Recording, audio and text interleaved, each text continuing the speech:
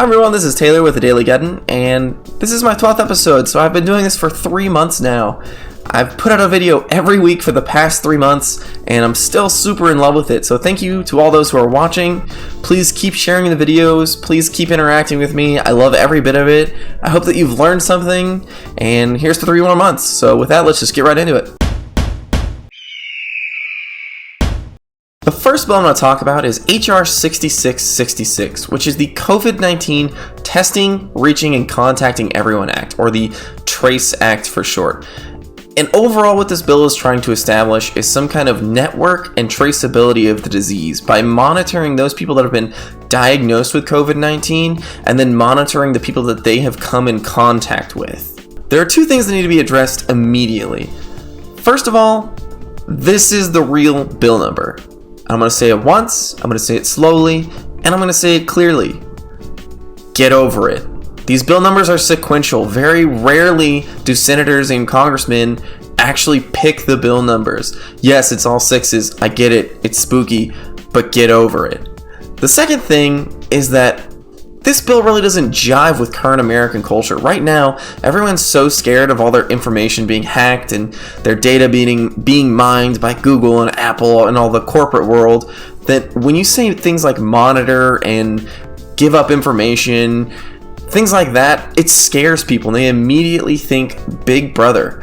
But I will assure you that this bill has a provision that it says it will not violate any HIPAA laws. So any medical information that's transferred between professionals due to this bill would have to abide by those guidelines. So those current guidelines that your doctors have, all those information that your doctors have that they don't share, or when they share with other physicians, they share under certain guidelines, all that's going to happen under this bill. The only kickback I have for this bill is that when it mentions eligible entities that can get these grants, it mentions high schools. And I don't know of many high schools that have the facilities necessary to both hire and train people to become medical professionals to go out into the workforce, into the community, and actually treat people with COVID-19. I understand including places of higher education or colleges and things like that, but no lower. No money should go any lower than that. It's pretty much healthcare facilities and places of higher education. The next bill I'm going to talk about is HR 6800, and it's titled the HEROES Act, and it was introduced on May 12th of 2020. Now this bill is really long. It's over 1,800 pages long, so I'm not going to go through a huge comprehensive review, a section by section review of each part of this bill, because honestly it's just too much, even for me. I know that's why I started the channel, to go that deep, but I skimmed some of it and I found some interesting things and some good things and some bad things, and I'm going to present them to you so that we can both digest them together and see how we feel about this bill. So the first thing I'm going to start with is some of the good stuff. And first of all, it's going to allow you to claim another $1,200 tax break on top of the one that we got not too long ago for each person in your household, as well as each dependent. So you're going to be able to get $1,200 for each person. If you're filing jointly, that's $2,400, and $1,200 for each dependent that you have, on top of the money you've already received. Also, it provides a huge amount of money for the healthcare system, for testing, for equipment, for protection equipment, for training, all kinds of stuff to the healthcare system. It also provides some relief for families, for paid sick leave, for various types of family relief that people need in this time of crisis. Also, it's going to provide for immigration relief for those people who are going through the immigration system and that have to apply for visas and get extensions, those types of things. It's going to relieve some of those deadlines and allow them to be extended a little bit so that those people have an easier time getting what they need filed.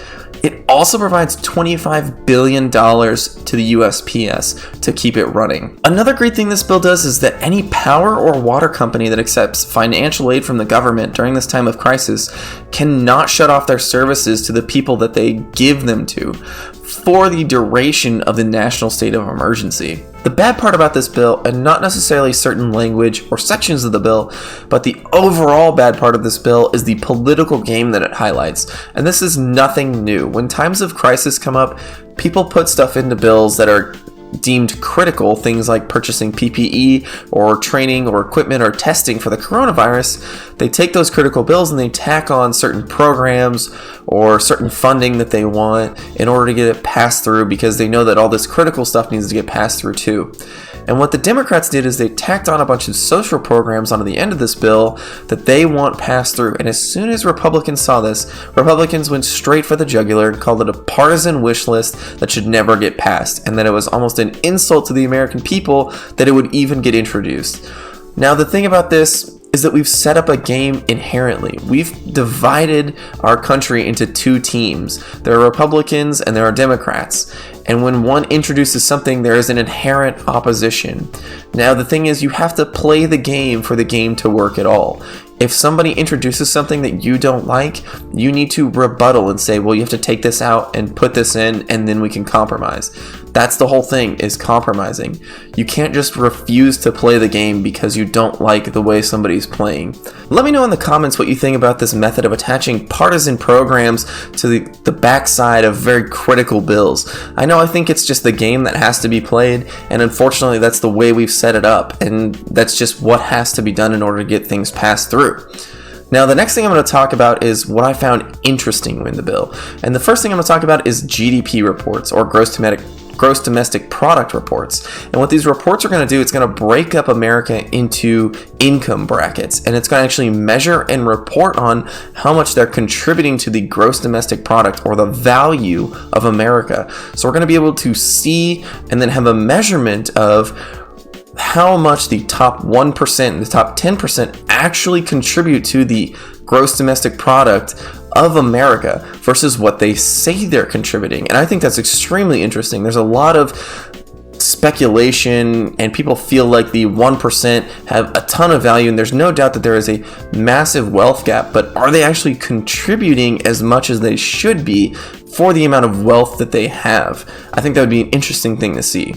Now, the next interesting thing I saw in this bill was some more wildlife disease clauses. And what this bill is doing again is it's targeting wildlife diseases and coming up with cures or preventative measures for those wildlife diseases. I think it's really interesting again because of the speculation of the origins of COVID-19. People have speculated that it came from people eating bat soup and all this crap, but it's interesting that our leaders are also buying into that, whether or not there's any truth to it at all. That's all I have for this video. Thanks for watching. I hope that maybe you learned something, or maybe I've provoked some thoughts. If I did, leave a comment. Remember to subscribe and like and follow me on Twitter. Thanks again, and have a good one.